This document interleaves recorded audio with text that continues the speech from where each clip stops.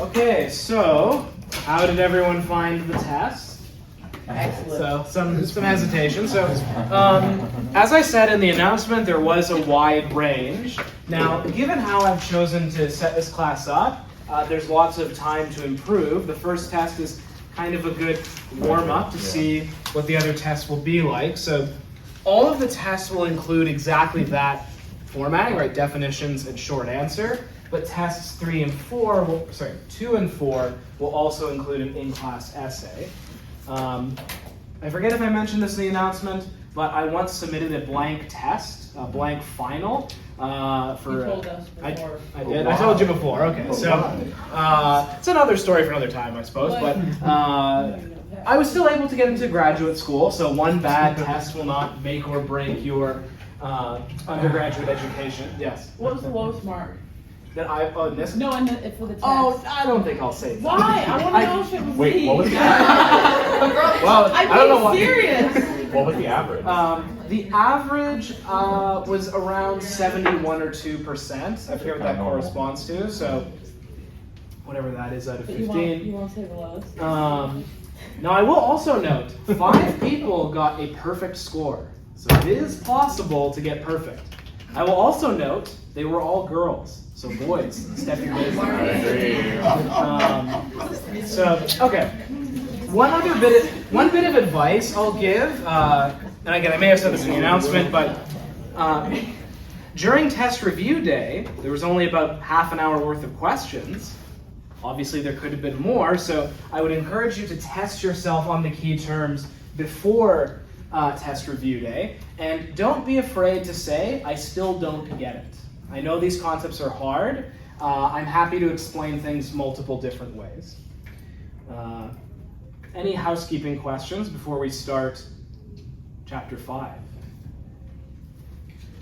Okay, so chapter 5 is on Thomas Kuhn, and then chapter 6 is on people who I'm loosely calling the Post-Kuhnians, so people who sort of come after Kuhn and maybe modify or use him as a springboard for other ideas.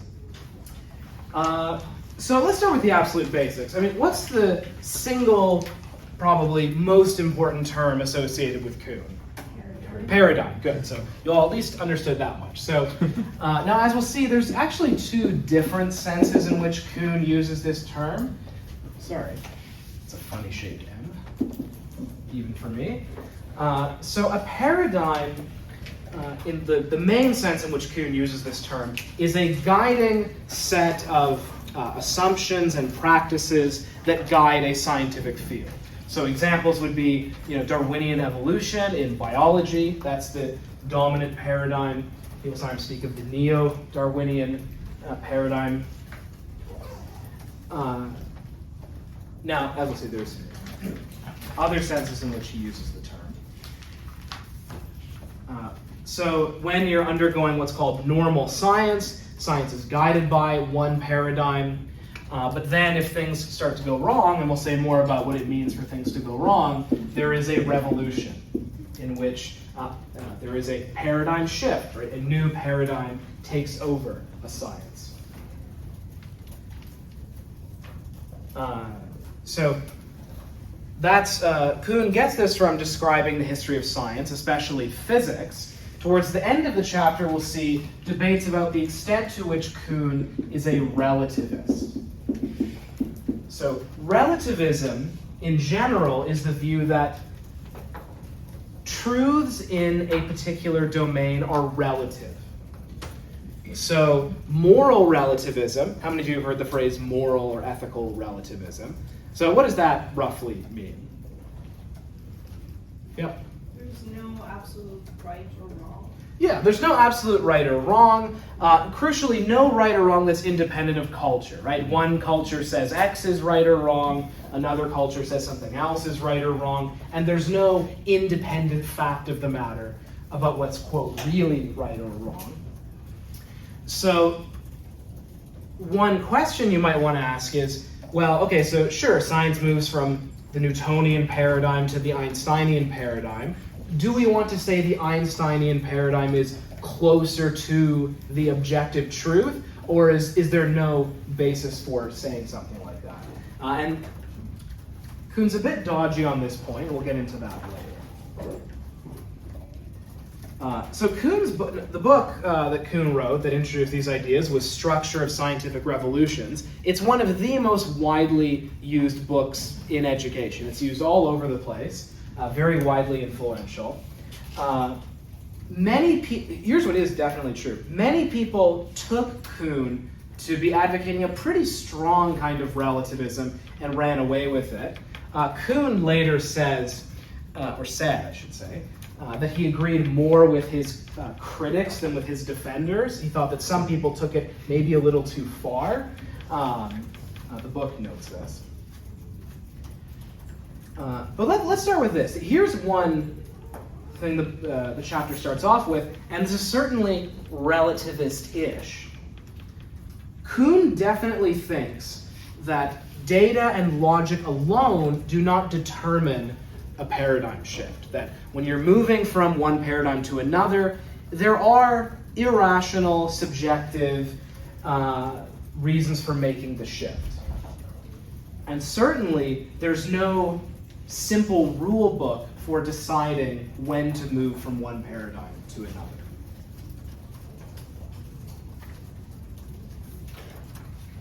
Right? Popper, at least the simple version of Popper, has this really simple rule, right? You have the hypothesis or the conjecture. If H, then O. Right? If this hypothesis is true, we should see this. If we don't, theory is falsified. That's a really nice kind of cartoon of how science works. And Kuhn says that is a cartoon. There's no such simple rule for when to rule out a theory. Okay, let's talk more about this word paradigm. So as I said, there's different senses in which Kuhn uses it. There's what the book calls the narrow sense, which it's helpful to maybe call that exemplar instead of paradigm. So the narrow sense is a particular example or exemplar of good scientific work that provides the model or basis for future work in that area. So an example in psychology would be like Pavlov's dog studies. Now, Pavlov was not a behaviorist or indeed a psychologist at all, but he discovers this pattern of classical conditioning, and that type of experiment provides the basis for a lot of the behaviorist work. People sometimes speak of a paradigm case, and that's what this is, right? A paradigm case is like a really good example of something. And in this case, it's an example that guides future work.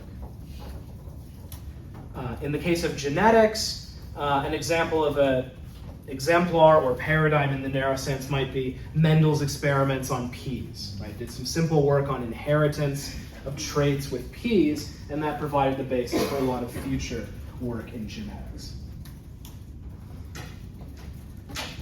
Paradigm in the broad sense is what I've been saying earlier, right? A guiding set of assumptions and practices that guide a field. So,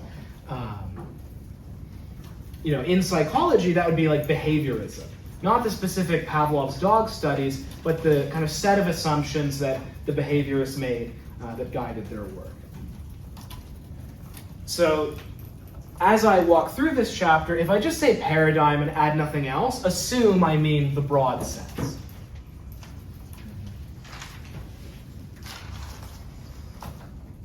So, what do you do when your field is guided by a paradigm? You engage in normal science. What is normal science? Basically, it's well-organized puzzle solving. Right? There are anomalies, or there are new areas that the paradigm hasn't been applied to yet, and you sort of chug away.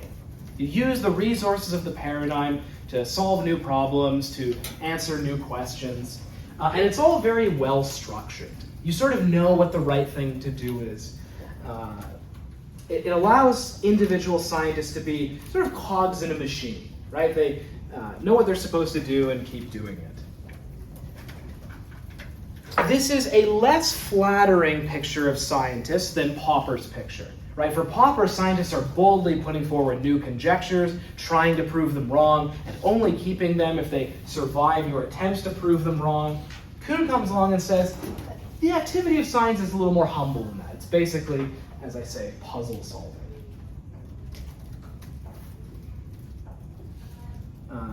So for Popper, here's two terms that actually weren't in the Popper chapter, but they're used here as a nice contrast for Kuhn. Science is characterized by permanent openness, which means anything is up for grabs. Any idea you want to put forward or argue for is fair game.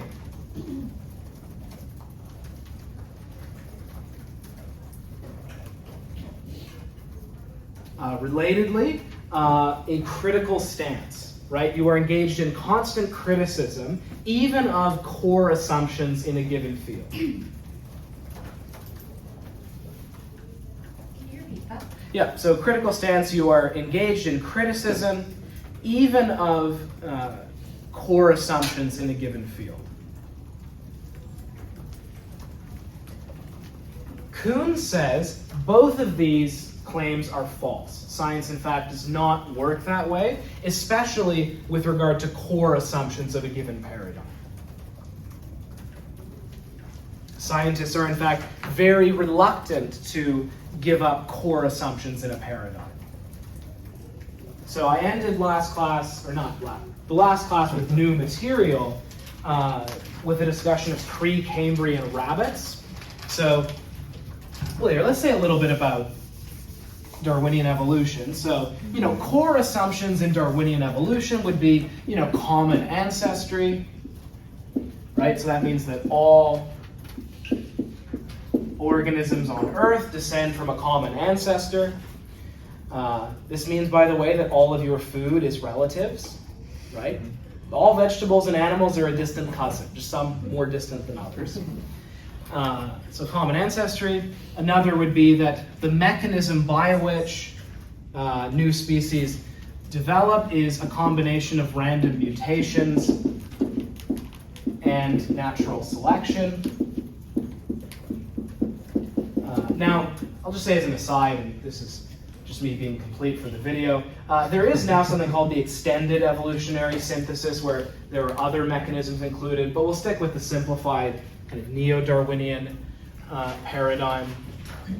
So, if Kuhn is right, it means biologists are not constantly questioning whether, for example, common ancestry is true. That's sort of been settled.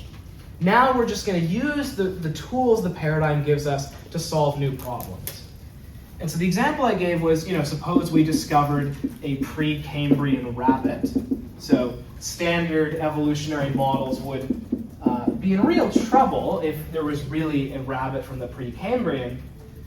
And what I said at the end of the Popper chapter was, if a paper was published saying, oh look, we found this rabbit fossil and dated to the pre-Cambrian, what evolutionary scientists would assume is they probably got the dating method or the classification wrong, right?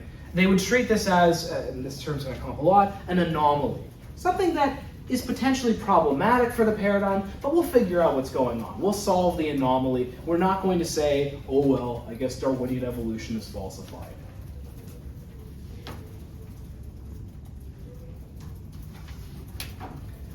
And I'll actually show a video. I was going to show it a bit later, but it actually fits quite nicely here.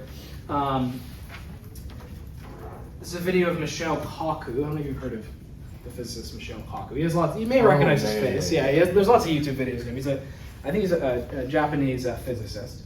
And Michelle? Michio. I don't know how to say his name. Michio. Yeah. In the mid-2000s, particle detector in Europe, particle accelerator in Europe, found there were neutrinos that traveled faster than light. Now, if that really happened, Einstein's theory is wrong. A core feature of Einstein's theory is nothing travels faster than light. It's like the speed limit of the universe. Now, Michio Kaku gave this speech soon after that finding. It's worth listening to what he says. He's in a very Kuhnian mood when he makes these comments. Okay, so it's not just decided not to work. So in this video, you'll take my word for it, although it's linked in Blackboard, you can go look at it later.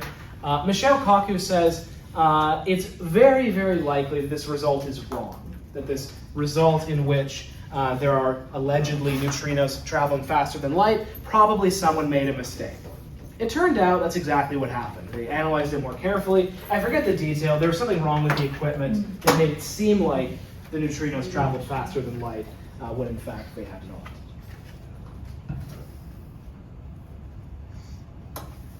I have a question. Yep. Is it a mainstream assumption that it was falsified, that these particles move faster than? No, I think Michelle Kaku was delivering the kind of mainstream view that this is really interesting, but very likely it's wrong.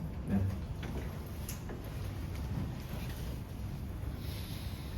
So there's normal science where, again, you try to solve these puzzles, deal with the anomalies, etc. But following that, there's a period of crisis where we're not quite sure what the rules are. We're in a transition period, followed by a revolution in which a new paradigm wins, and then you go back to normal science just within the new paradigm.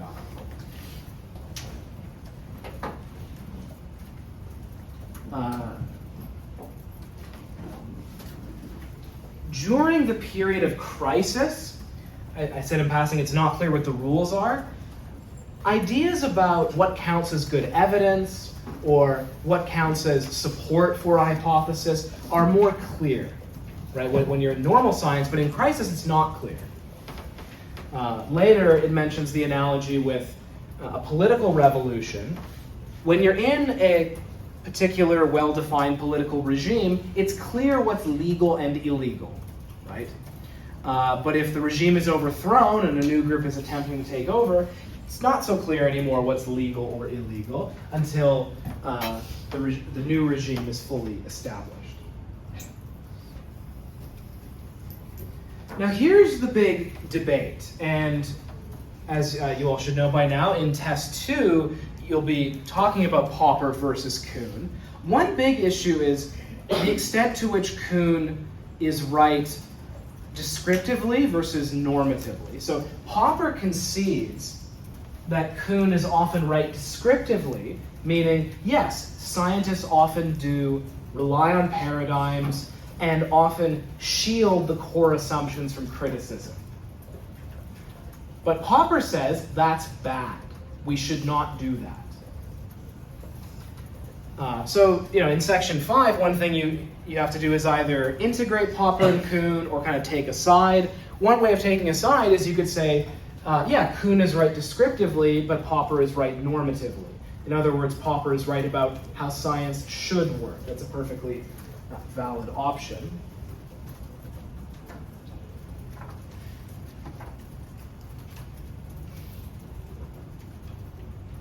To be clear, Kuhn thinks that he is right both descriptively and normatively. In other words, he thinks science is guided by paradigms and that it's a good thing that that's true. It's a good thing that science utilizes paradigms.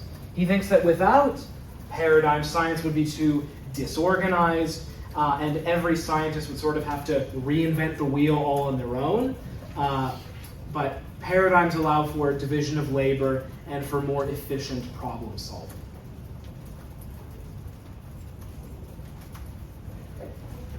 And one way of seeing this is by looking at what Kuhn calls pre-paradigm science. So pre, of course, meaning before.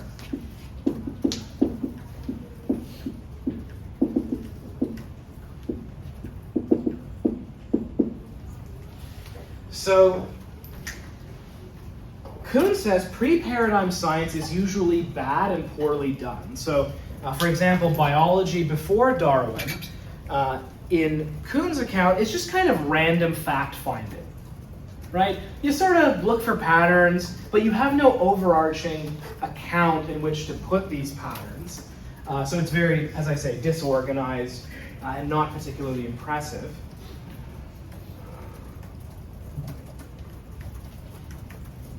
One interesting question about psychology, and again, part of your in-class essay will have to connect Kuhn and psychology, is what kind of stage are we in? Because one thing that Kuhn says is a field should only have one paradigm at a time. And in psychology, you could argue very plausibly that in the mid-20th century, we had an overarching paradigm, which was behaviorism. Do we have one now? If you had to argue for one, you could maybe argue the cognitive paradigm is the overarching one, but even that would be a stretch. If you were more cynical, you could say psychology has reverted to pre-paradigm science, where it's more kind of random fact-finding, but not particularly well organized or impressive in a lot of ways. Now, I'll also note Kuhn's assumption that a field can only have one paradigm at a time is controversial.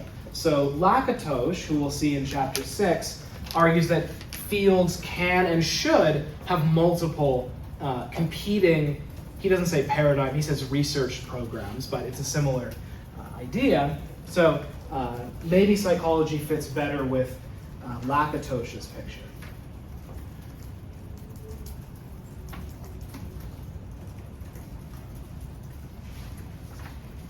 So there you go, that's something you could write, right? So as far as the connection between Kuhn and psychology, there's different arguments you could make. You could argue that we moved from the behaviorist paradigm to the cognitive paradigm. You could argue that we have multiple paradigms, which could be an issue for Kuhn. Or you could argue, this is the worst case scenario, maybe we moved back into pre-paradigm science.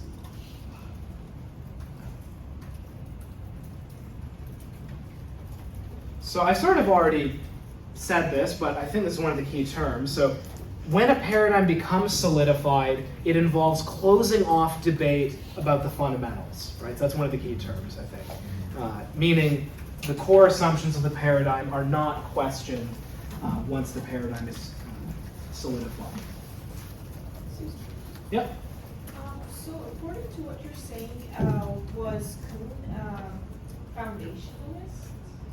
Good. Not in the traditional philosophical sense. Most foundationalists think that, the foundational claims you can kind of know for sure, and then you can build the rest of knowledge with certainty, and Kuhn would definitely not say that. But I guess what you might be getting at, the overlap is they both think there are some things that you can't or shouldn't question. The foundationalists think that because we know them for sure. Kuhn definitely doesn't think that. He thinks that it makes science more effective if we just close off criticism of the foundational or core ideas. It's a very good question. So I mentioned that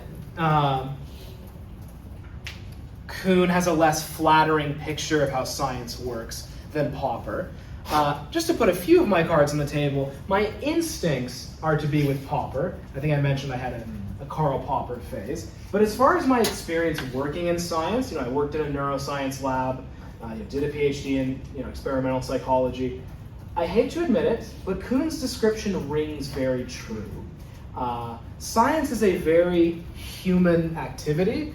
It's a bit of a silly example, but when I worked in the EEG lab, a lot of the time I worked there was spent washing people's hair and washing the caps. So the phrase puzzle solving and just kind of plugging away on the tasks the paradigm gives you isn't very flattering, but there's at least something there. So Kuhn, in general, has a much more human picture of how science works.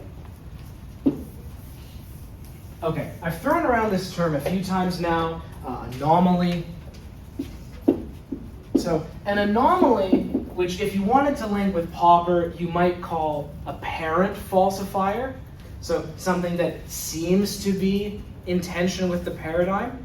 And I should say, we mean something you observe, some kind of pattern in the data or some experimental result. An anomaly is an experimental result that seems to be in conflict with the paradigm. But anomaly suggests, yeah, it's a problem, but we'll figure it out. Even if we don't figure it out right away, we'll get to it. We're not going to get rid of the paradigm on this basis. So I mentioned one for Einstein, right? The faster than light neutrinos, that was an anomaly. It was one that turned out to be solvable. Does anyone remember a space-related anomaly for Newton's theory that we talked a bit about? Yeah, Uranus. Uranus, yes. So Uranus and Neptune, where the orbit of Uranus was not what Newton's theory would predict, and that is an apparent falsifier or an anomaly, but scientists thought, well, we'll figure it out, and they did. They figured out that there was another planet there that was messing up the orbit. Now, those are cases where the anomalies were solved. There was another example of an anomaly that wasn't solved, which was Mercury's orbit. So Mercury's orbit was also counter to what Newton's theory of gravity said it should be. And that was never solved. Now, for a long time, scientists assumed, well, probably the same thing's going on. There must be another planet nearby that we just have a really hard time seeing that's messing up the orbit. They named this hypothetical planet Vulcan. Vulcan does not exist, but they were sure they'd find it. They continued to fail to find it. Now, of course, as we've returned to many times, Newton's paradigm was surpassed by Einstein's paradigm. One really nice thing about Einstein's paradigm is it explains all the successes of Newton's theory. So basically, if Einstein's theory is right, then Newton's theory is right, at least in most normal settings. In other words, Newton's theory is a good approximation of Einstein, at least in normal regimes. So Einstein explains all those, but he also correctly predicts the orbit of Mercury. So it also explains Newton's anomalies. That's the best case scenario for a paradigm shift. If the new paradigm explains all the successes of the old one and the anomalies, that's, as I say, kind of the best case scenario.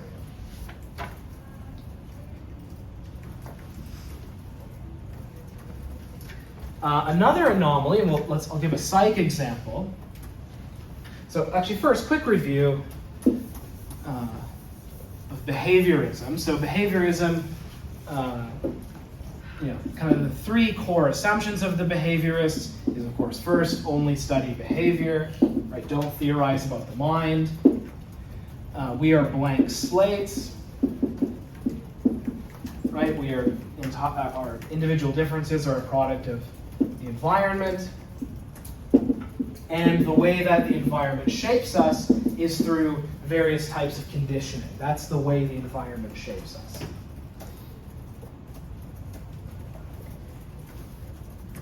An anomaly for the behaviorist picture is latent learning. I won't ask you to think all the way back to intro psych, but does this really sound familiar, latent learning? So the short way of summarizing this is it's learning that occurs without conditioning, but only shows up later when there is conditioning. So the concrete example, is anyone, bonus marks, not literally bonus marks, but I'll give you a nod to show that I'm impressed if you remember the name of the guy who found this. So it was... was it Chomsky? Or? Not Chomsky. Cognitive revolution. It is around the cognitive revolution. The name is Tolman. So Edward Tolman. So Tolman. So the short version of the experiments is you have rats that are getting rewarded for solving the maze correctly, other rats that are not being rewarded. They're just allowed to be in the maze. Later you reward both, and basically as soon as you reward both, the previously unrewarded rats do as well or better than the rats who were being rewarded, which shows that they were learning the whole time, you just can't observe it. And of course, Tolman also speaks of things like the rats forming mental maps of the environment, which will give the behaviorist a heart attack. But latent learning, as a phenomenon, is an example of an anomaly for the behaviorist picture, right? The rats seem to be learning things even without reinforcement.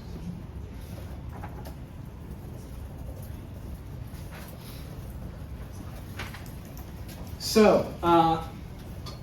when do or when does a field enter a crisis and then a revolution? Kuhn is adamant that there's no firm rule book, but there are two things that broadly have to happen before you get a paradigm shift. One is a critical mass of anomalies. Now, how many anomalies do you need before it's a critical mass? There's not a rule book, but you need a large number of phenomena that seem to pose a problem for the paradigm. Two, and this is very important, you need an alternative paradigm. It's not enough to say this paradigm has a lot of problems. That alone won't result in a paradigm shift. You need there to also be a new paradigm.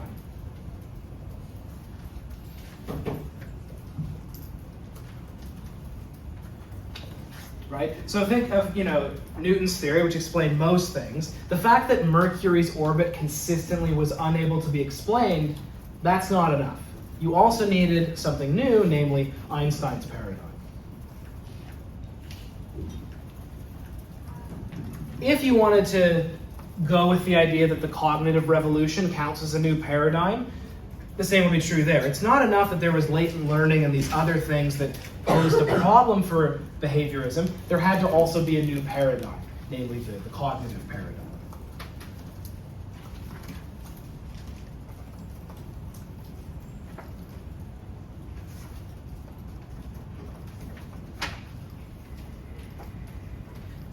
Another psych example .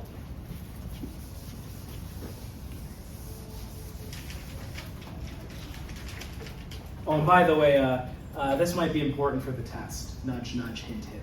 What you're about to write or what you What I just did, right? Okay, I was confused with that. I'm like, this is a blank board, so is it coming up or blank slate? Blank slate, exactly.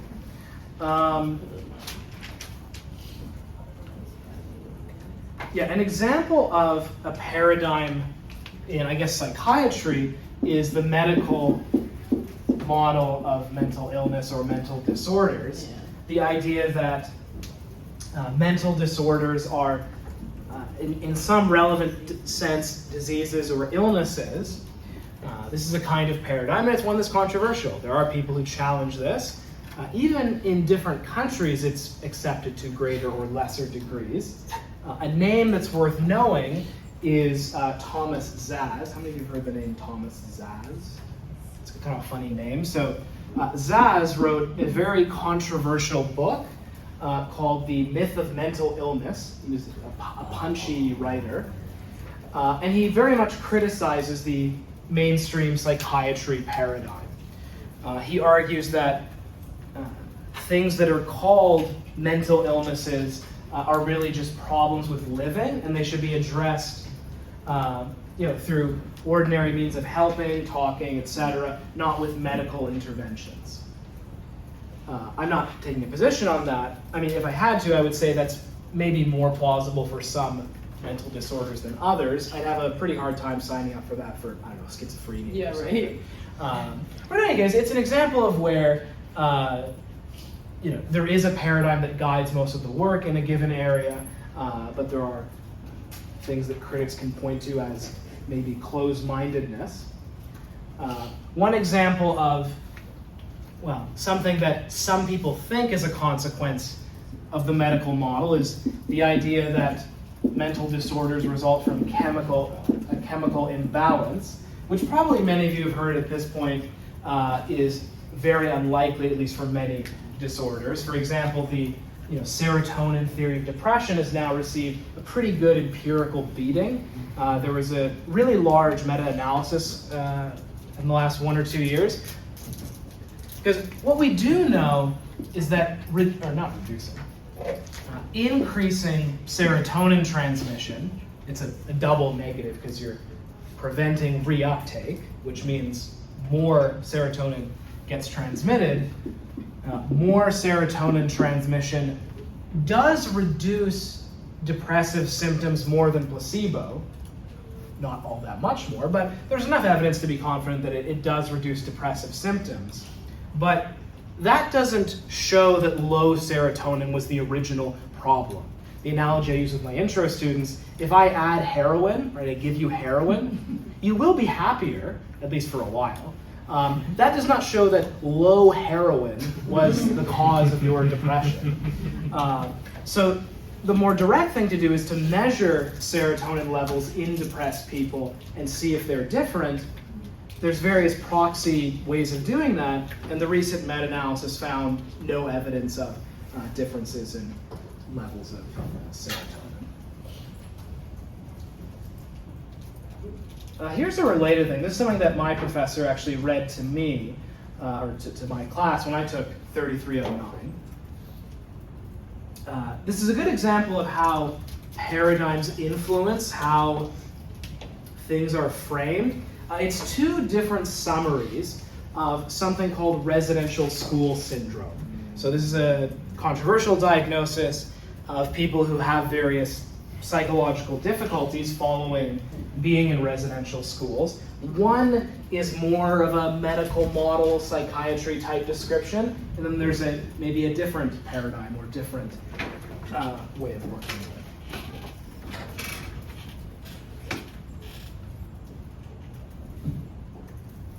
So the first one is more the psychiatry or standard mainstream psychology type description.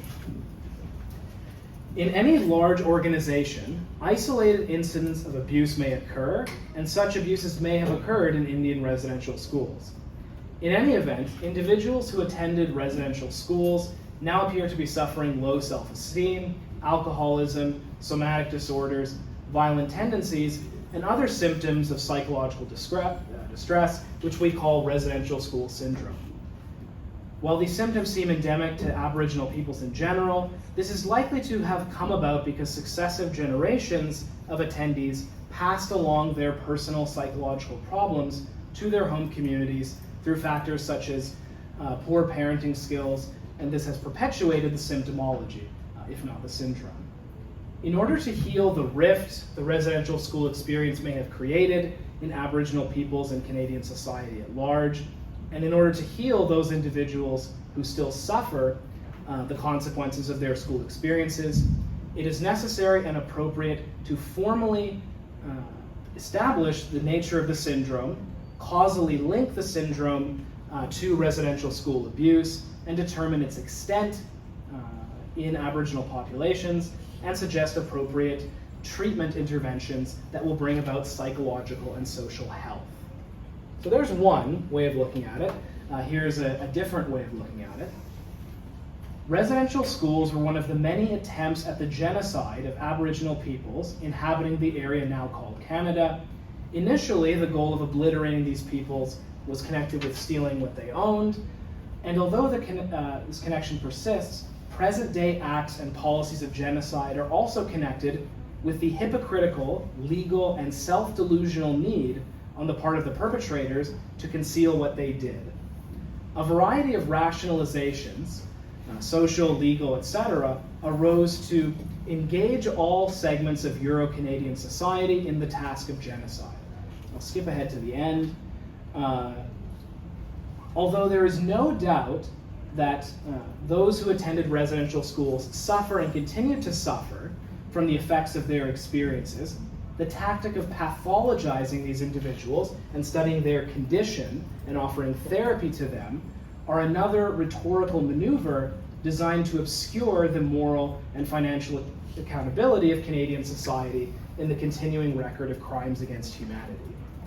Mm-hmm. So, two different paradigms. Better explanation. Yeah, Like, so, if anything, you got PTSD or trauma. Yeah, exactly. I didn't read the whole quote, Yeah, but part of it says that, yeah, look, this is not some new condition. This is just when you treat people badly, they feel bad. So, now I'm not necessarily taking a position on the medical model as a whole, but these are the kinds of anomalies, problems that maybe a future paradigm would view differently. In our social psych class, one of our papers that we're reading for our APA stuff is from, I believe it's Sugarman, and challenges psychology field in that we're in a paradigm of treating the individual Right. versus treating maybe the social structures around the individual. Good, so- And both those descriptions, it's a focus on the pathology of the individual and Good. Which is consistent with this, right? Because if someone has cancer, you don't treat their whole family, you just treat them. Yeah. But a different way of doing it is looking at broader social structures. If Yep. you've taken Dr. C, it's not about what's inside the mind, but what the mind is inside of.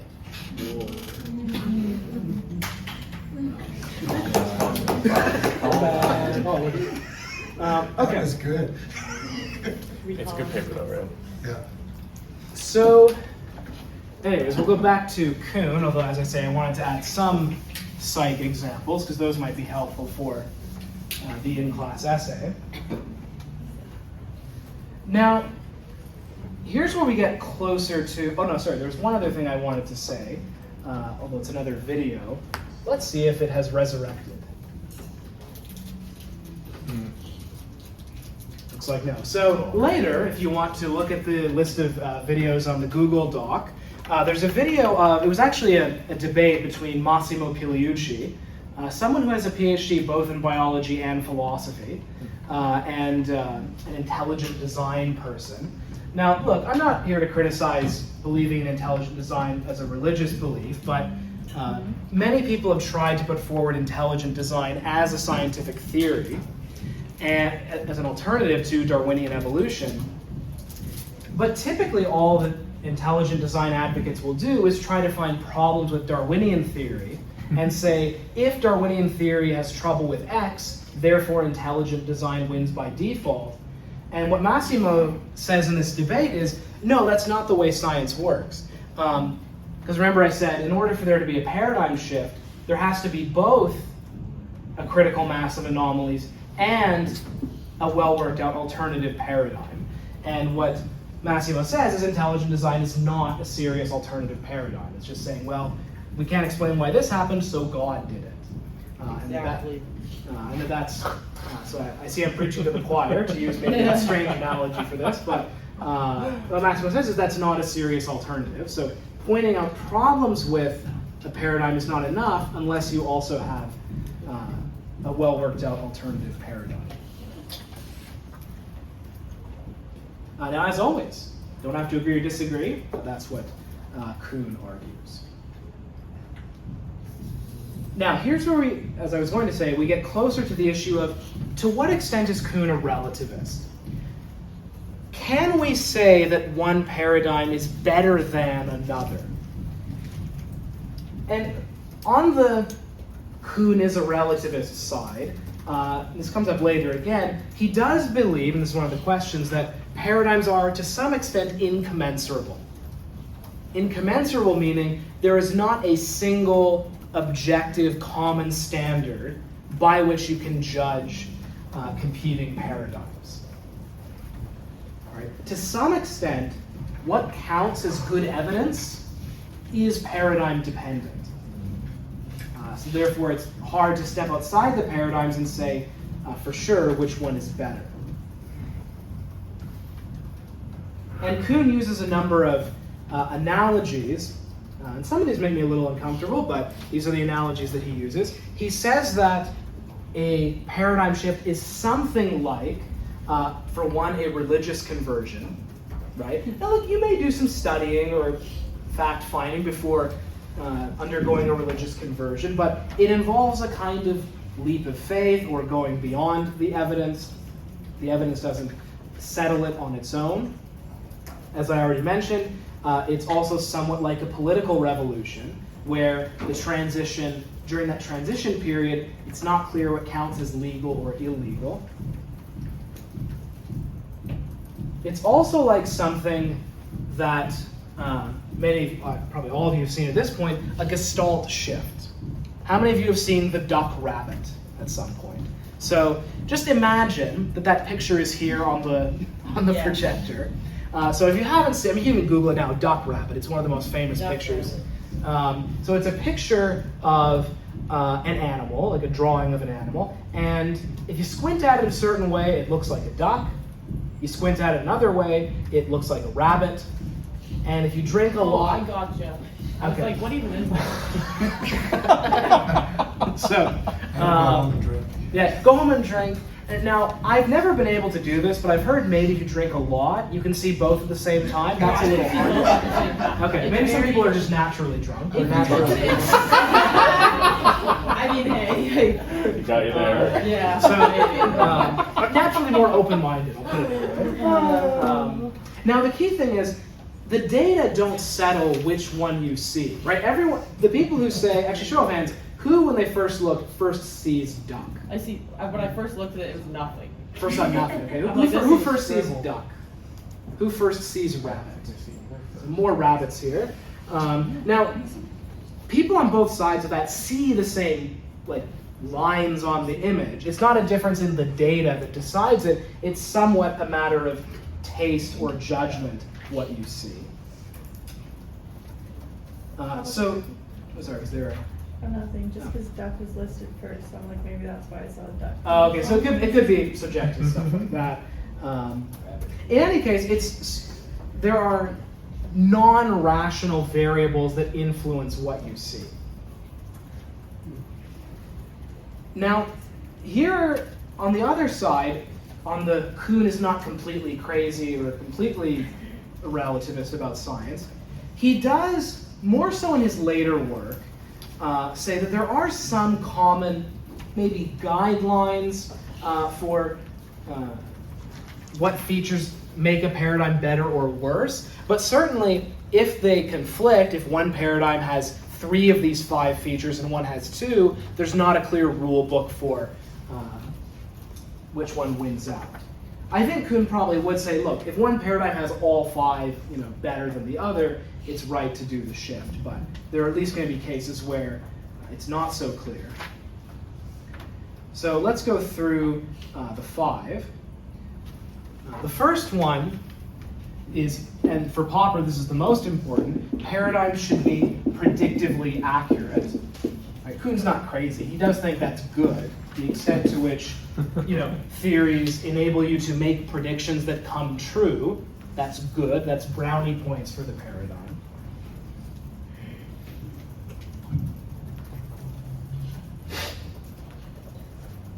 Number 2, and this is important for psychology, it should be consistent with well-established theories in neighboring fields.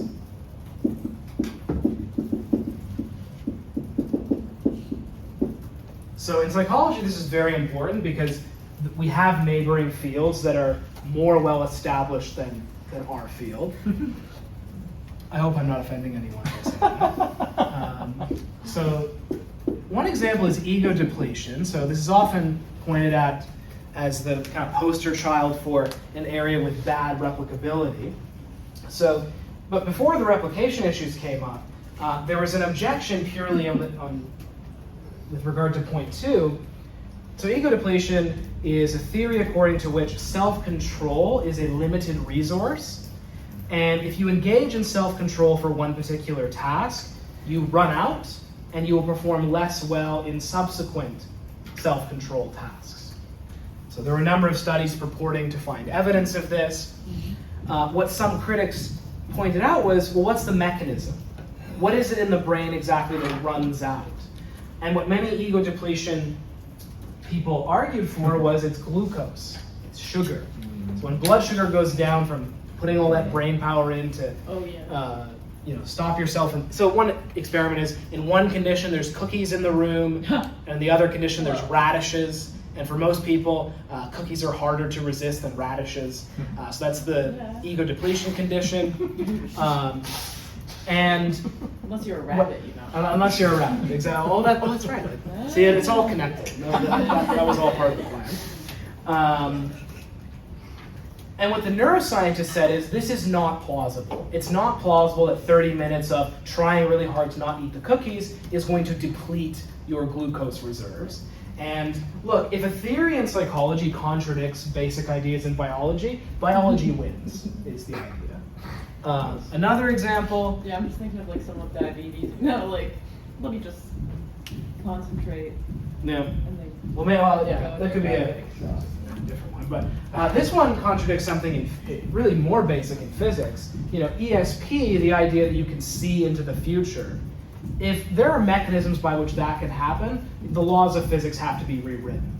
And there was a famous psych paper purporting to find evidence of ESP, and universally psychologists were like, you must have gotten the statistics wrong, right? If it's not consistent with well-established theories in neighboring fields, that's bad for your idea.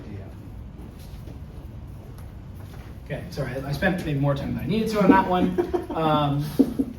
Another one is ability to unify disparate phenomena. So, classic example is Newton, right? So, Newton showed that by positing one set of laws, you could explain both why things fall on the Earth and why planets orbit in a particular way. Before, it was thought, oh no, those are two totally separate things, and you need different explanations, but Newton showed no, they're actually a result of the same thing. So if a paradigm can do that, again, that's good.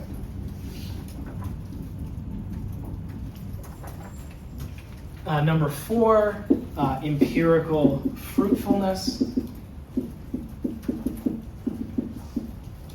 So is the paradigm leading to new ideas, new ways of applying ideas, and so on? Or is it kind of rigid and not leading to new creativity or new hypotheses?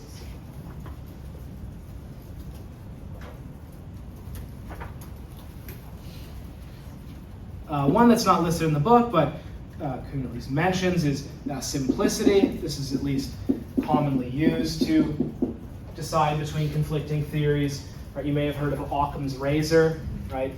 Don't multiply hypotheses beyond necessity, which basically means there's, all else being equal, if there's two theories that both lead to the correct predictions, etc., you pick the simpler theory. Simpler is best. Again, all else being equal. So again, I want to emphasize Kuhn is not a complete relativist. There are some general guidelines, but in cases where theories or paradigms have different sets of advantages, there's not going to be a clear answer.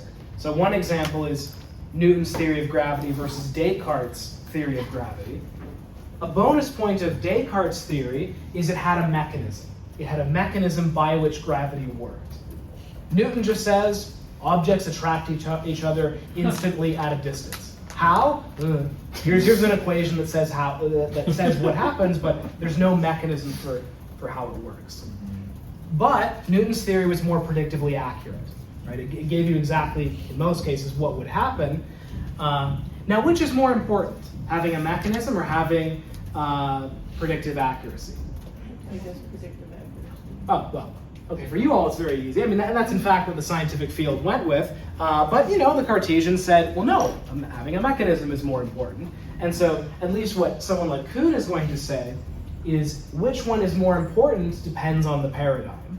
Now, many of you may just not agree and say, no, number one is king. And, that's not a crazy view. And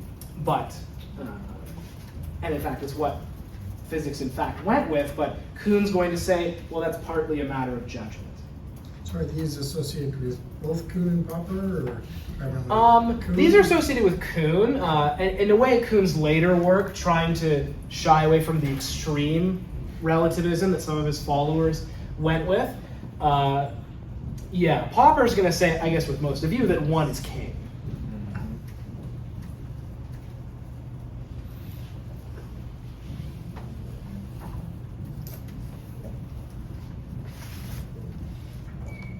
Okay.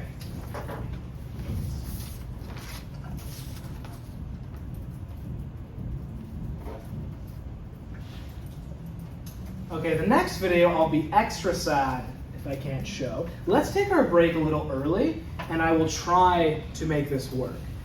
So when we come back from the break, I'll talk a bit about the cognitive revolution and Chomsky. Okay, let's get started again.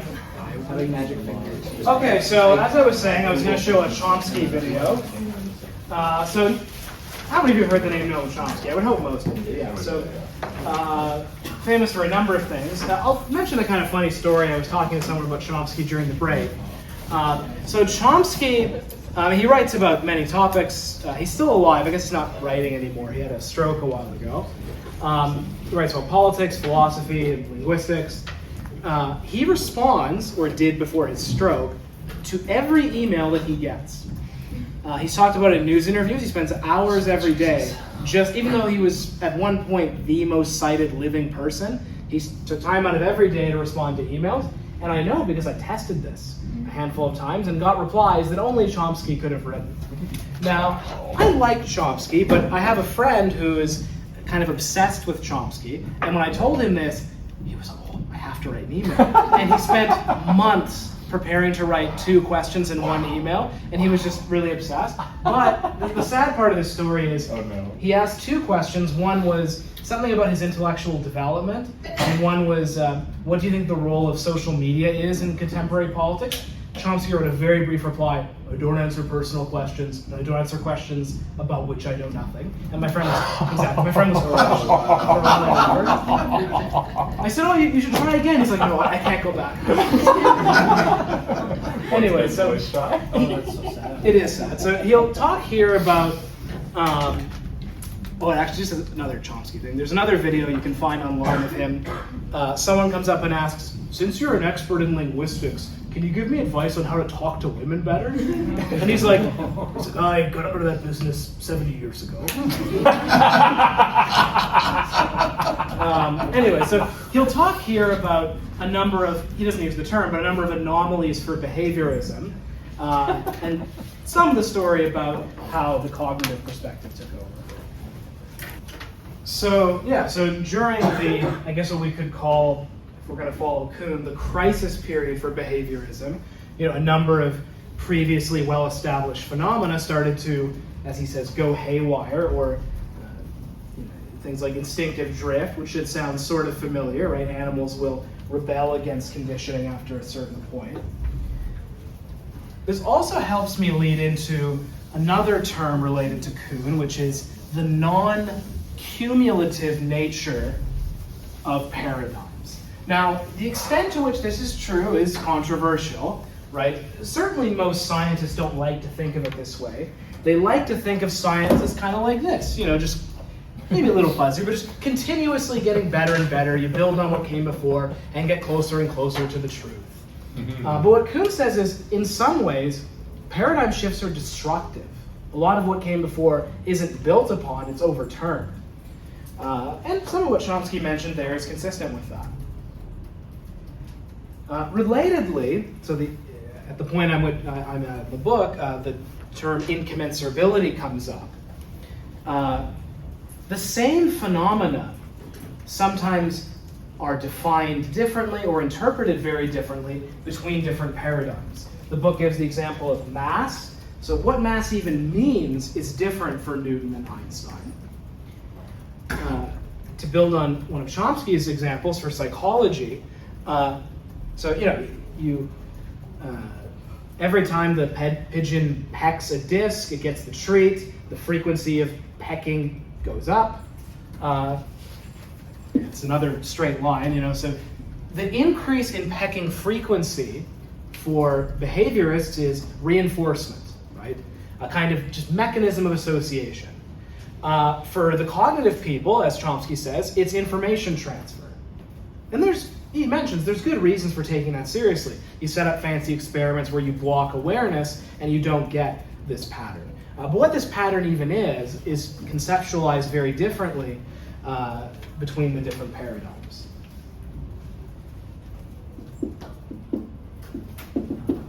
The term that came up in Popper, this is actually a point about which Popper and Kuhn agree, but Kuhn emphasizes it more, is the theory-ladenness of observation, right?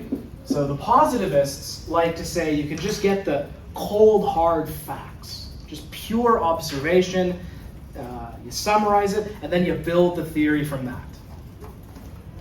Popper and Kuhn together say no. You always have a theory, or at least a proto-theory, that guides how you interpret the observation. There's no such thing as pure, untampered observation.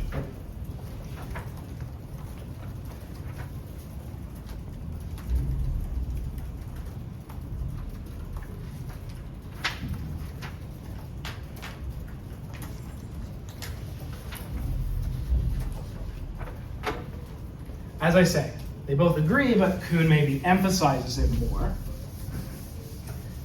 Now we'll build up again to the relativism issue. I mean, it's already come up, but one additional point on the Kuhn is a relativist side is Kuhn definitely rejects something called the correspondence theory of truth. This is in the key terms? Yes. Yeah.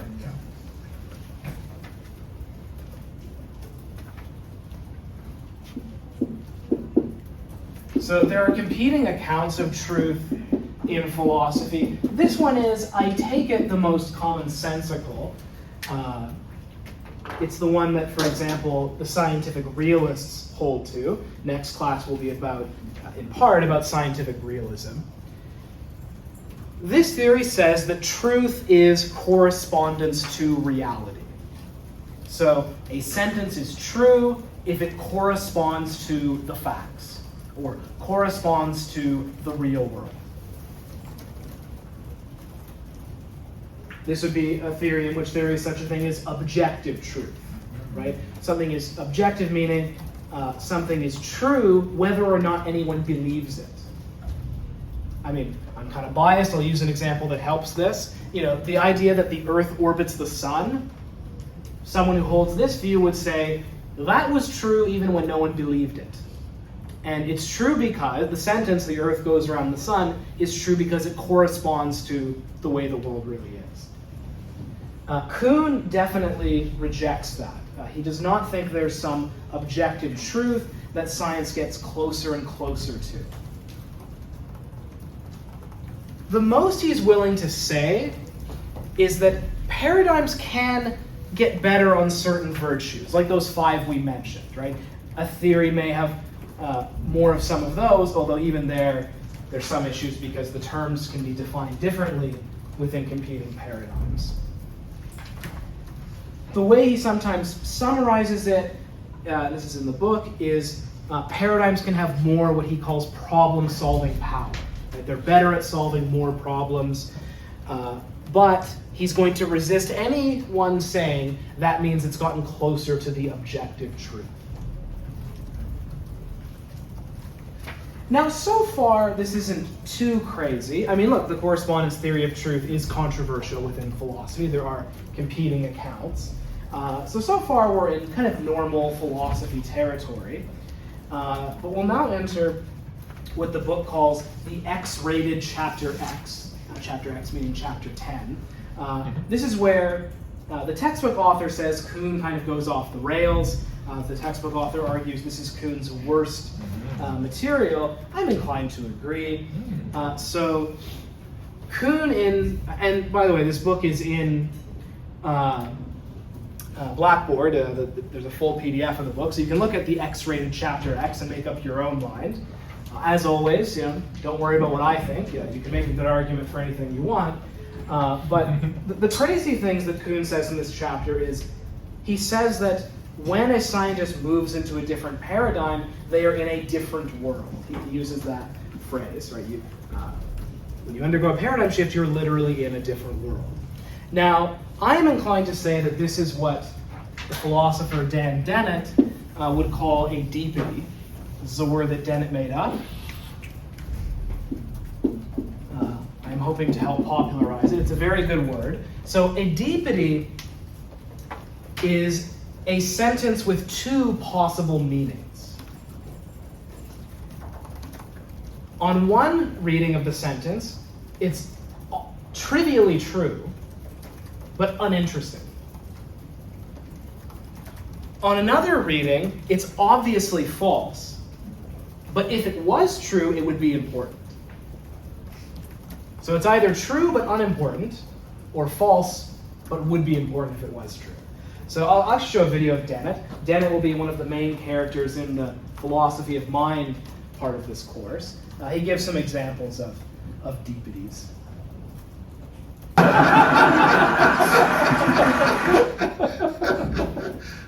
Okay.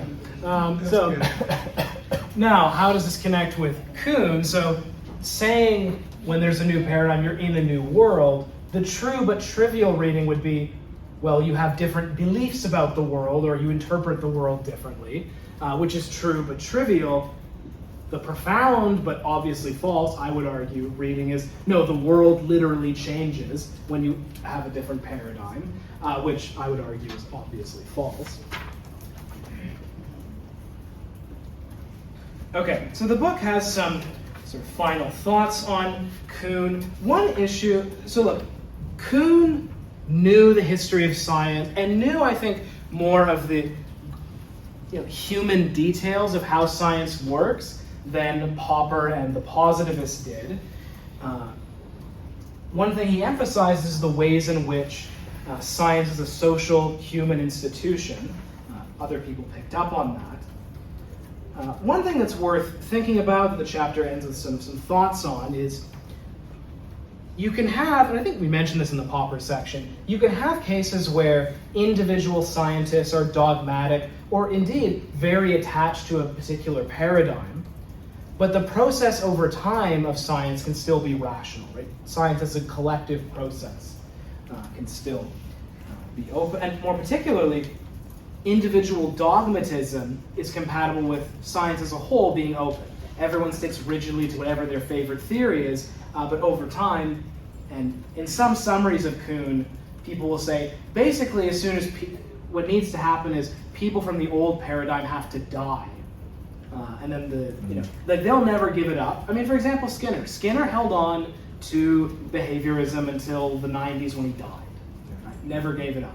And then the young people who were more impressed with the cognitive work took it over, and maybe they were still dogmatic, but the whole process of science was still open to change.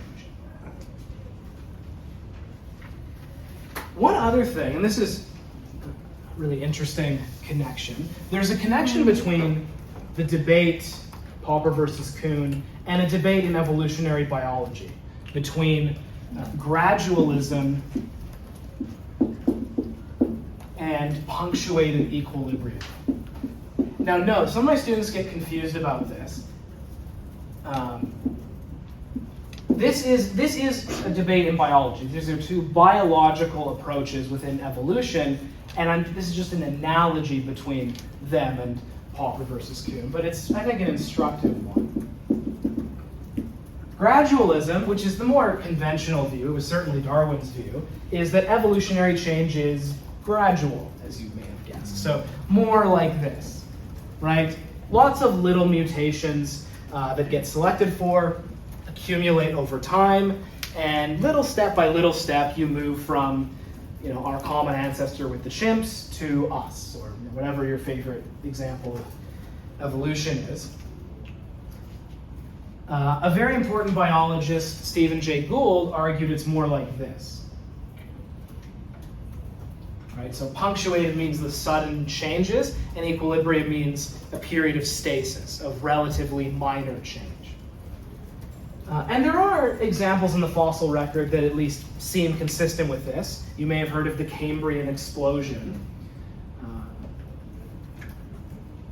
So although what counts as short for evolutionary biologists is, it's only hundreds of thousands or millions of years, as opposed to tens of millions. But in any case, whatever your standard is, there do seem to at least sometimes be cases of relatively rapid change, followed by not so much change. So Popper's view, and many people have, including Popper himself, argued that there's a kind of connection between different philosophies of science and how evolution works. Popper explicitly says his view is sort of similar to how evolution works. But he would be more of a gradualist, right? There's not a period of stasis, no change, and resistance to change. There's, as we said at the beginning, permanent openness and ongoing criticism of existing ideas. Kuhn, very obviously, is more like this, right? Where there are revolutionary periods of rapid and chaotic change, followed by what he calls normal science, where there's less change. There's also potential political or connections here. Popper in politics was a kind of a gradualist. He was, broadly speaking, left-wing his whole life, but after his Marxist phase, he was more in favor of what he called piecemeal social change. So, the institutions have some wisdom in them. We should change things incrementally. Whereas Stephen Jay Gould, who had this idea in biology, was a Marxist. Kind of an interest, where of course Marxism emphasizes the importance of a revolution.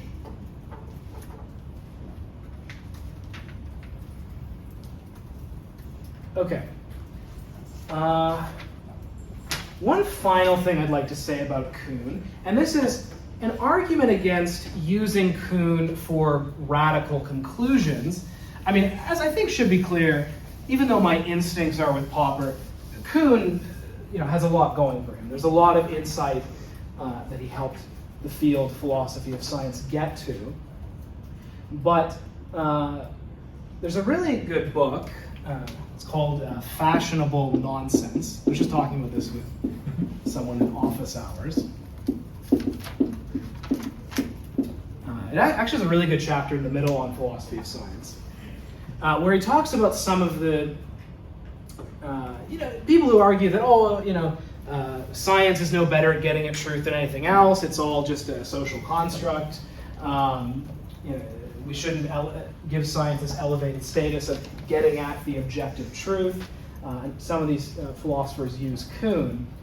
One problem with that, and it's written by a guy named Alan Sokal, is that in a certain sense that argument is self-refuting. Because, look, in order to build his argument about paradigms, etc., Kuhn relies on historical data. Doing history of science is an empirical discipline in which you purport to describe what happened in the past and then draw inferences on that basis. And using theories of history to undermine, theories in physics is problematic because we have much, much better evidence for theories in physics than any of Kuhn's arguments about the history of science. So if you're going to say based on these theories of history we shouldn't believe that theories in physics are true, there's something somewhat inconsistent about that. At least that's what Sokal argues. Okay. That's all I have to say about the Kuhn chapter. Any questions before we move on to chapter 6? Let me see Can you this. Yep. go over how you describe puzzle solving again?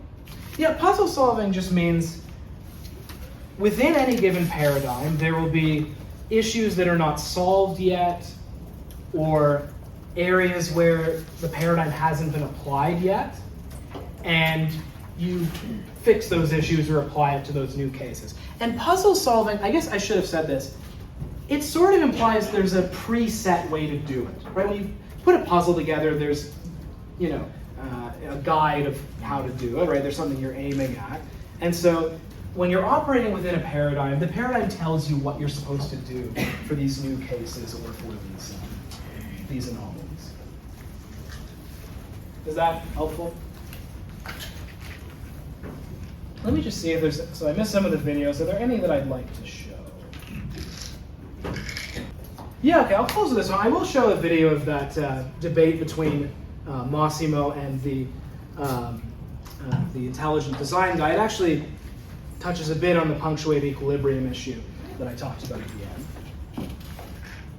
Now, as I say, it's not a class where you have to take a position on these debates, but that's very consistent with what we saw from Kuhn, right? That in order for a paradigm shift to happen, you have to have both the anomalies, right, the problems, and an alternative paradigm. Okay, so here's how I'm going to introduce this next chapter. You could think of the figures that we've talked about as being on a spectrum, ranging, defined in terms of how much they emphasize sticking close to the cold, hard facts and relying on logical rigor. So on one extreme would be the positivists. So as far as emphasizing logic and observation and being really strict and hard-nosed about it, that's as strict as you're going to get, right? Just stick to the cold, hard facts. Anything that's not true by definition or directly observable is meaningless. We saw various reasons why that couldn't work. Maybe slightly away from that in the spectrum would be Popper. Popper still has a pretty strict view of how science works, right? He thinks that you shouldn't even have probabilities because you can't justify that. You should test theories deductively, right? If H, then O, not O, therefore not H. But he does allow for creativity. He thinks that creativity is an important part of scientific progress. You can't read the theory straight off the facts. The theory is in part something you make up, right? So not quite as strict as the positivists. Kuhn might be around here. So look, he thinks that the transition between theories or paradigms is partly idiosyncratic, partly a matter of choice, that it's not a strictly rational process. The figures that we will see in the beginning of this chapter are sort of in between Popper and Kuhn. So the main characters are Lakatos and Loudon. In the case of Lakatos, Imre Lakatos, he explicitly says that he saw his task as integrating the insights of Popper and Kuhn. If you read his work, he explicitly says that. Lakatos was actually a student of Popper and thought that Popper had a lot of insight, but read Kuhn and had to admit, there's something here. What he didn't like was that the way in which Kuhn says science is just mob psychology, it's just, basically one paradigm wins out for not entirely rational reasons. Lakatos wanted to preserve the sense in which science is a rational enterprise. Loudon, maybe harder to classify, probably also in the middle. At the end of the chapter, we'll talk about Feyerabend, who is as far to this extreme as you can go. Feyerabend is sometimes called the wild man or the madman of philosophy of science. I believe the heading for the section on him is anything goes. Yes, that would be him. So, the scientific method is a myth, bro. We just make shit up. That's Feyerabend. Okay, let's start with Lakatos. So as I say, he worked with Popper and thought he had a lot of insight, but thought we have to accept at least some of the points that Kuhn makes, but maybe we can give up on or not accept Kuhn's idea that science is not a rational process. The key term associated with Lakatos is research program. I sometimes say Lakatos, sometimes Lakatos. I've heard both, but whatever. A research program is like a paradigm in Kuhn's terminology, but not as strict, right? For Kuhn, every field only gets one paradigm, and they strictly determine what's acceptable and what's not. For Lakatos, there will be multiple research programs in any given field, and here's one way to draw his picture. A research program will have a hard core, and those are the parts you don't want to give up, that you will hold on to even in the face of apparent falsifiers. And the outside is the protective belt.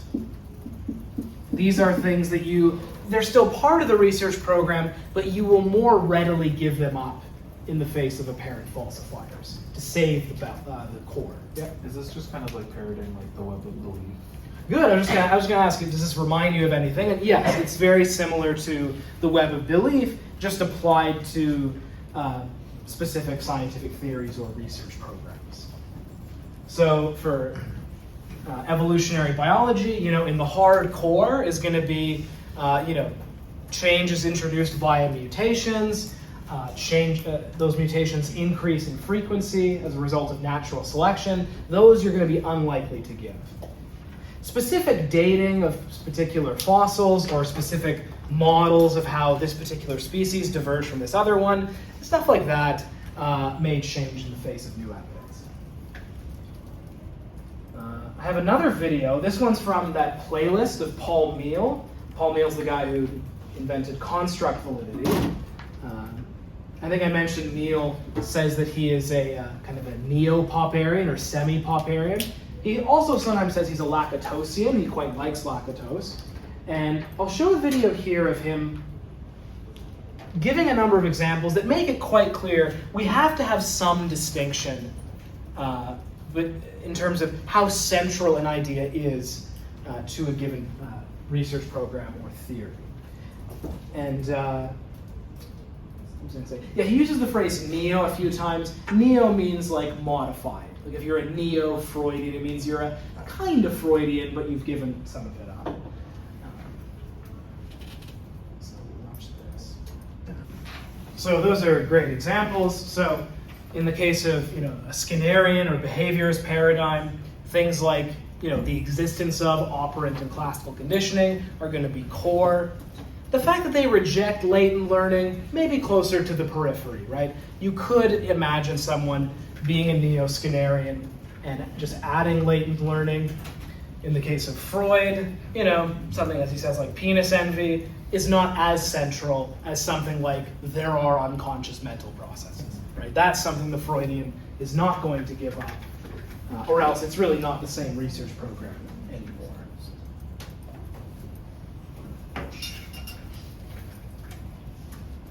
Okay, I forgot to mention, and Meehl talks about this in that lecture, fun fact about lactose, he killed people. Oh. Not directly, so like Popper, Lactose was a former communist. Lactose was in the communist government of, I want to say Hungary, someone can Wikipedia check me on that, and he gave the order for certain people who were traitors to the cause to be executed. Later, like Popper, he gave up his Marxist ways. Hungarian. He was Hungarian. Okay, good. So it's gone. Okay, so that's what a research program is. Now, how does Lactose save the idea of reason or rationality being important, contra Kuhn? He says that there are two types of research programs. Research programs can be progressive, which is good, or degenerating, which obviously is bad. So a progressive research program, look, even a good research program will sometimes engage in what we saw earlier were ad hoc modifications, right? They will do things to protect, especially the hardcore, from falsification, right? Even theories like Newton's, which is one of the best theories any scientist has ever come up with, Newtonians did that, right? But if it's progressive, those changes or modifications will lead to new discoveries, right? The research program is being expanded, it's being applied to new cases, leading to new discoveries, even in cases where the scientists are using, I think, what I called copium to avoid being falsified. It's okay because the program as a whole is still progressive. So that's what a good research program looks like. Whereas a degenerating program is one that only engages in the ad hoc modifications to protect from falsification, but the ad hoc modifications don't lead to new discoveries. It's just copium from top to bottom. It's just, look, these are often clever people, but they're just cleverly finding cleverer and cleverer ways to avoid being proven wrong, but it's not fruitful. It's not leading to anything, any new discoveries. So sorry to pick on this again, but Lactose would classify something like creationist science as a degenerating program. I mean, I know some of these people. Some of them are very smart, but look, they're not leading to new testable predictions that get confirmed. They just come up with fancy ways to avoid the overwhelming evidence that the world is in fact not 6,000 years old. So that would be an example of a degenerating program.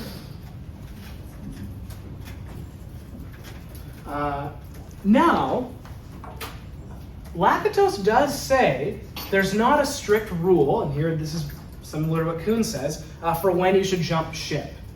You can stick with a degenerating program if you want, and look, sometimes you might be the hero who saves the degenerating program. That can happen, but it's a riskier bet, right? It's investing in a high-risk stock if you continue with the degenerating program.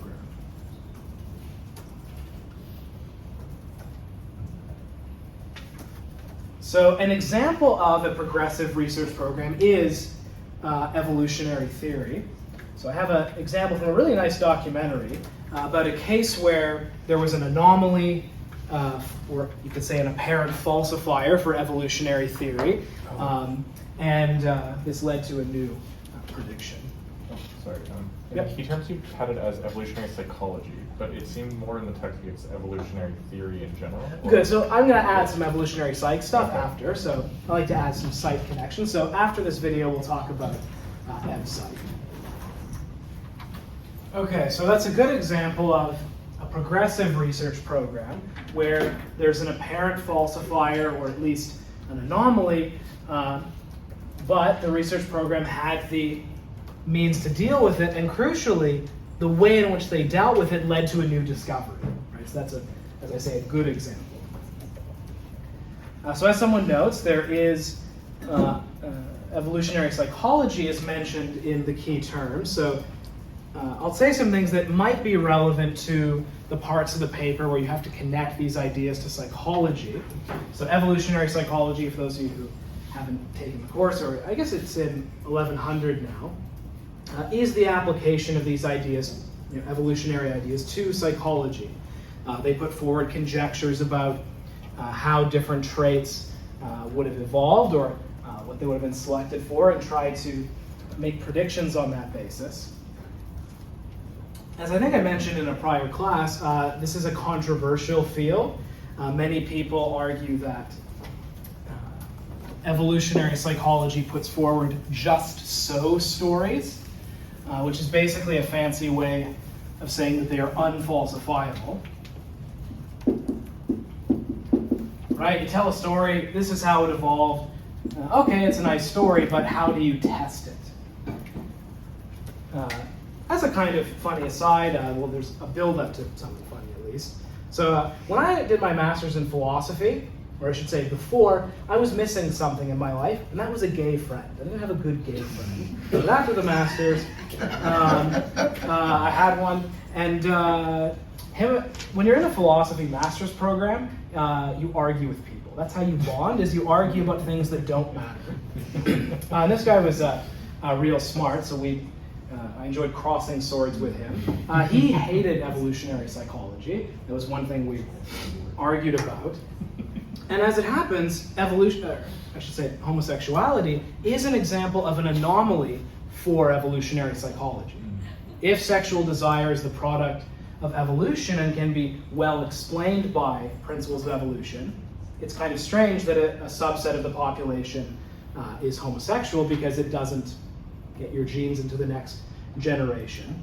So if evolutionary psychology is a progressive research program, it should generate new discoveries in its attempt to explain anomalies like that. So there are two that have been widely discussed and have led to some interesting discoveries. One, and it has a fancier name, but in the literature it is sometimes literally called the gay uncle theory, which is very funny.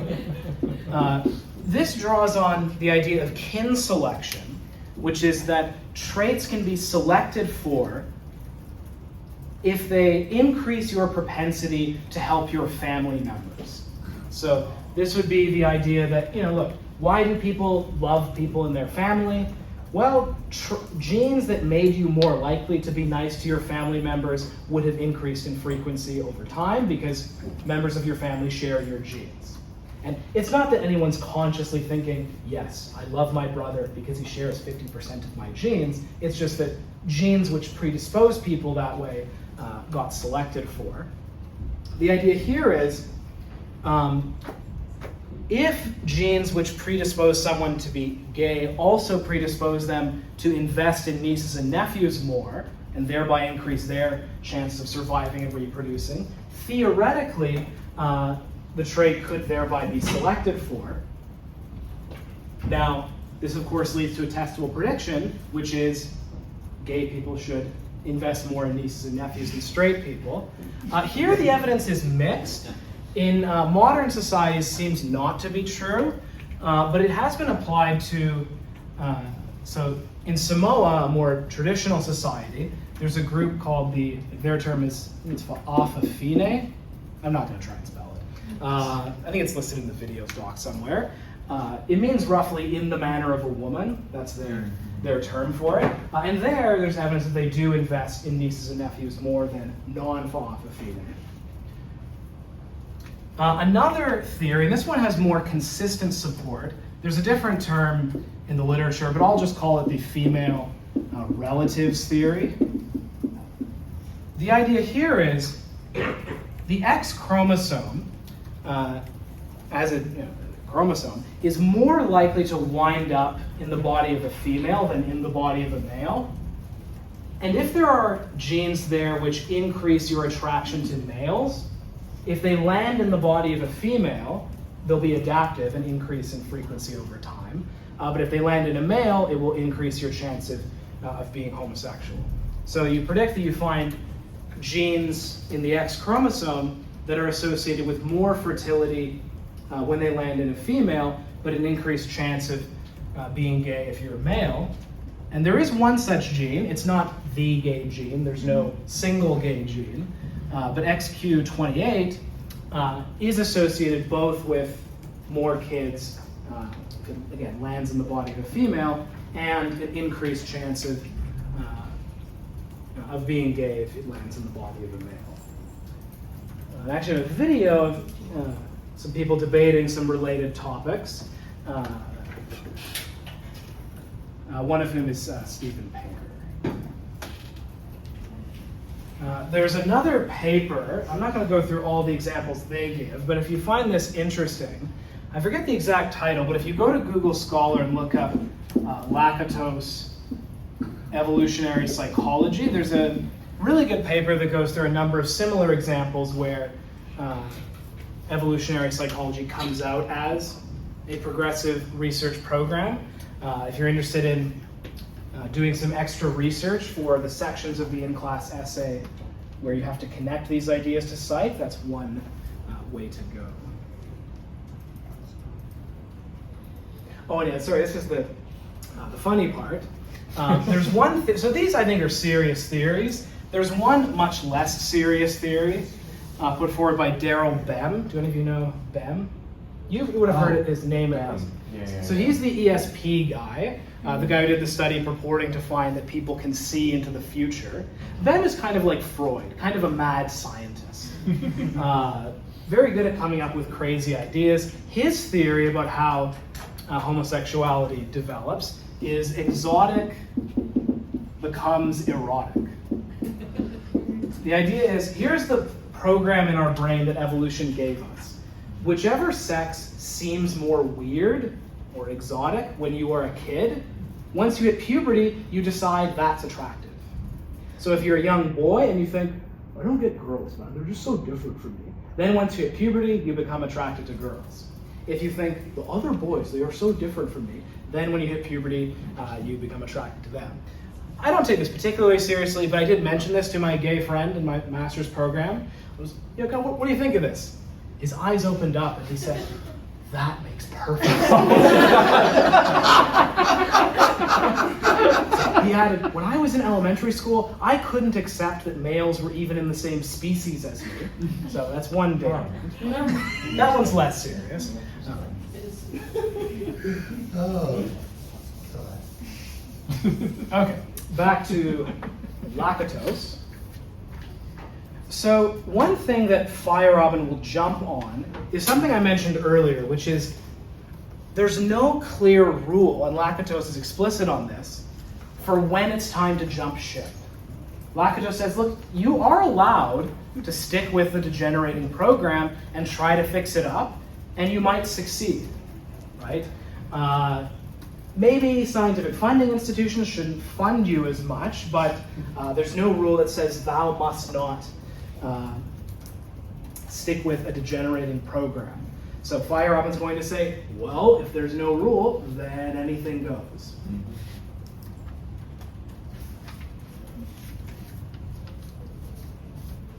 I'll note, for psychology, something about lactose rings true. I mentioned earlier that you could argue now it's not really true that psychology has only one paradigm. So maybe an account where there's multiple competing research programs is more accurate for us.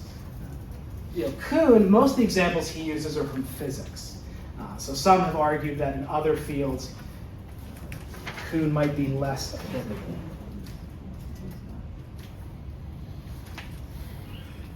Okay.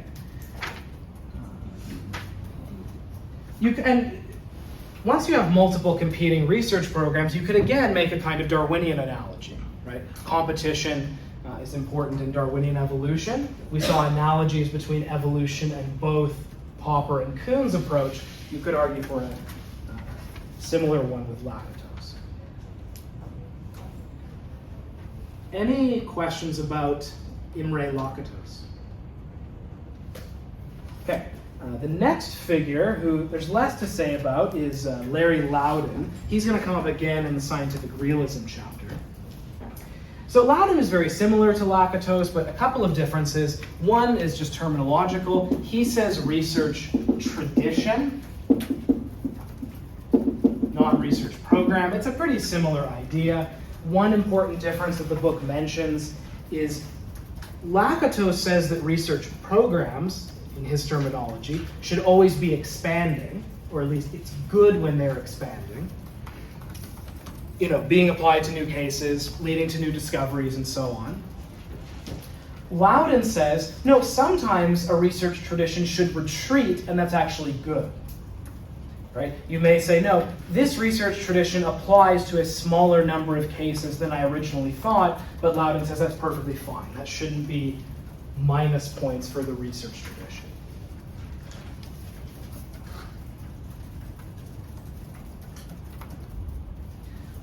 A distinction Loudon makes that I really like, I think this is really useful, is the distinction between accepting or acceptance of a research tradition and pursuing or pursuit of a research tradition.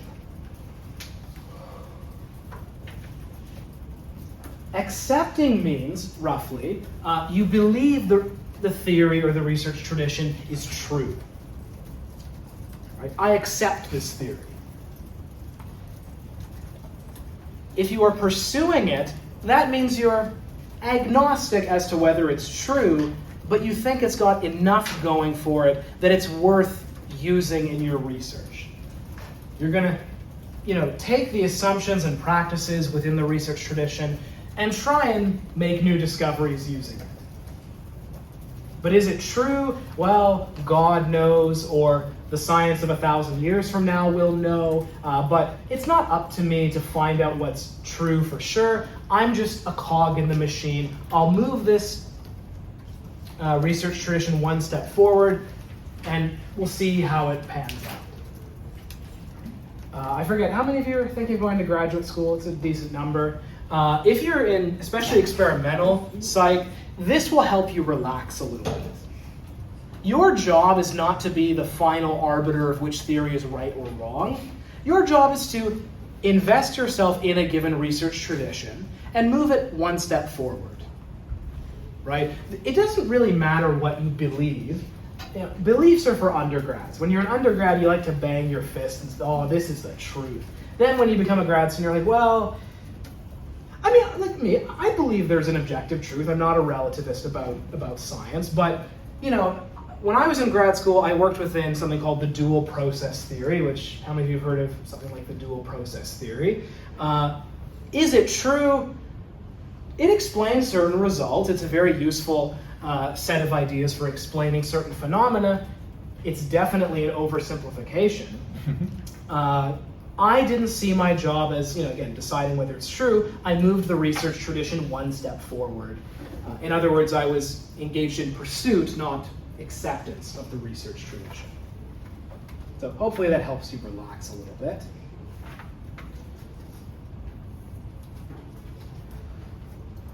Okay. So there's one more character we have to get to, which is Feierabend. But before Feierabend, I'm going to go ahead and say a few things about the in-class essay, because you now have all of the material that I will give you about the in-class essay. I guess other than test review day, you can ask questions then. But I've gone through all of the main content that you could use. So just a reminder, there's 5 sections. Section 1, you summarize Popper. Section 3, you summarize Kuhn. 2 and 4, you connect those dudes' ideas to psychology. And then 5, which is where you have the most freedom, is you make some kind of concluding argument. All of this is on Blackboard, as I said on the first day.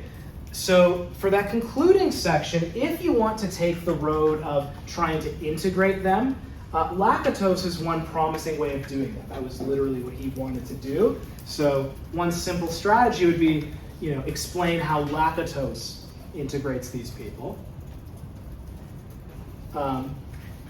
One other simple thing you can do is you can just take a side. That's totally fine. If you want to say Popper is based, as the kids would say, and Kuhn is an idiot, maybe not an idiot, but Kuhn is wrong, that's fine, or vice versa. That's acceptable. I think I mentioned on the first day that there's an essay in the book, so the Popper book is Conjectures and Refutations. An essay in that book is Towards a Rational Theory of Tradition. That's one place in which Popper is in a very Kuhnian mood. So there may be a basis for some integration there.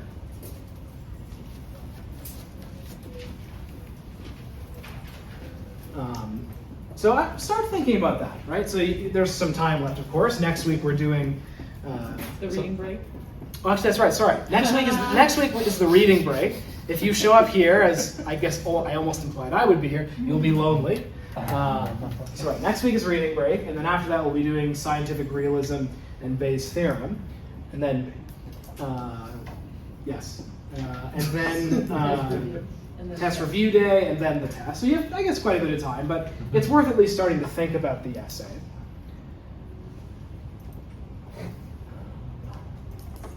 Okay. Now, actually, any questions about the essay before we wrap up with Feierabend? Okay, Feierabend, the wild man, or the madman.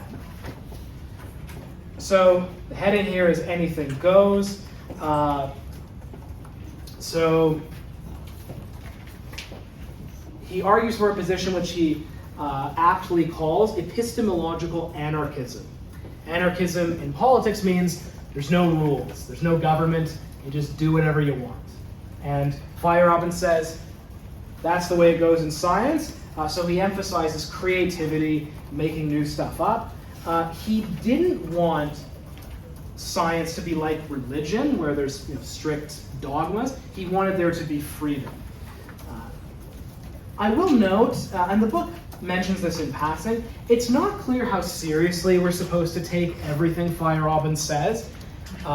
He admits that he's being a bit of a troll. He didn't use that term, but kind of, or we could say playing devil's advocate, kind of seeing how far you could take these ideas. In fact, on that note, I'll actually show a video of Feierabend. So he mentions in this video that he knew Lakatos being someone who more so believed that science was a rational process. The original plan was for Feierabend to write his crazy book, and then for Lakatos to respond to provide the alternative. Lakatos died before this could happen. I'll show a bit of Feierabend. And you'll see. Okay, you get the idea. So as he admits there, he did kind of deliberately make his remarks extreme. But even if we control for that, there definitely are some things we can infer that he thinks. One way in which he agrees with Kuhn is he agrees that paradigms are, in many cases, incommensurable. There's not necessarily a common standard for judging different paradigms.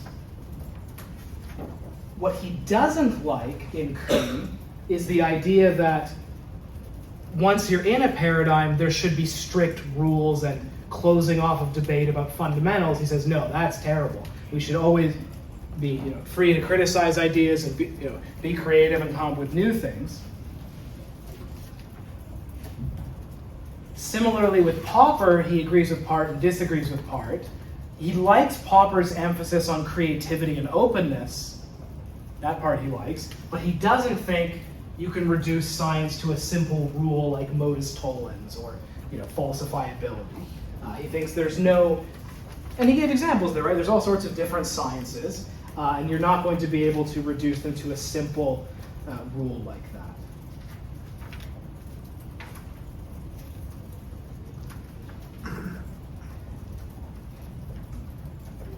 An example that Feyerabend appeals to, in a way that makes some scientists uncomfortable, is Galileo. So he says, look, in a certain sense, Galileo was going against what we could directly observe. He was being creative and maybe even a little bit crazy, but that was okay. He had time to develop his crazy idea, make it consistent with the apparently contradictory evidence, and that theory wound up winning the day. So just for example, I mean, look, Galileo and Copernicus before him say that the Earth is moving. Well, here's a simple test. I drop an object. If the Earth is moving, the object should fall over there, right? No. Or you can even be more, I mean, yeah, no, it's not right, but at least you can see why people would have thought that at the time. Or even more simply, well, it doesn't, I don't see it moving, so it's not moving. And look, we're used to this now because Galileo won a very long time ago. But at the time, it was very counter to what seemed to be directly observable. What did they think the sun did? It just disappeared out of the sky? No, it wrote, so to be clear, people before Galileo still thought the Earth was round. But they thought that the sun Moves around. Yeah, Yeah. gotcha. So yeah, people sometimes think that, now, a lot of ordinary people thought the Earth was flat, but That was a very, very, very, very long time ago. yeah, but, well, many You can't say that common before people still people thought it, but educated people knew the Earth was round like 2,500 years ago. Some people still haven't figured it out. So, yeah, so this is counter to a certain naive, simplistic, empiricist reading of how science works. Okay, the chapter closes with some kind of general comments about some other views in philosophy that are similar to Kuhn, Feyerabend, and some of these other guys. For example, there's a discussion of Carnap. I think he's in the key terms. Carnap was making more general points, not just about science. He says that there are cases where you have different frameworks, different linguistic frameworks, and that can be any kind of theory, including a philosophical theory. And within a given framework, there are clear rules for what counts as evidence or what counts as justification. But once you move between frameworks, it's not reason or evidence that decides which one you move to, but pragmatic considerations. Does this framework seem like it's useful and working? Not strictly a matter of reason. And that's very similar to the points that some of these guys, especially Kuhn, make in the context of science. So that's not as important. I won't add too much to that. There's a section on it in the book. Okay. Here's the last thing I'll say as a kind of teaser for next week. So The week after next week. the week after next week, thank you again. Next class. You can always count on this class to keep Next me on. class. Next class. Next class, yeah. I can always count on you all to keep me honest. We don't want you showing up next week, you know. Yeah, that's true. So one way in which Popper and Kuhn disagree that I've mentioned is the issue of scientific realism, right? So scientific realism being the view that the goal of science is to get at the truth, right? To get at the way the world really is. Popper is a scientific realist. Kuhn is not. It wasn't what they specialized in. Next class, we will spend the first half talking about that issue, about the kind of key arguments related to scientific realism. So, any last questions for today? Okay, you're all free to go. 9 minutes early, 8 minutes early. I'll stick around if you want to come up and ask questions. Enjoy the reading.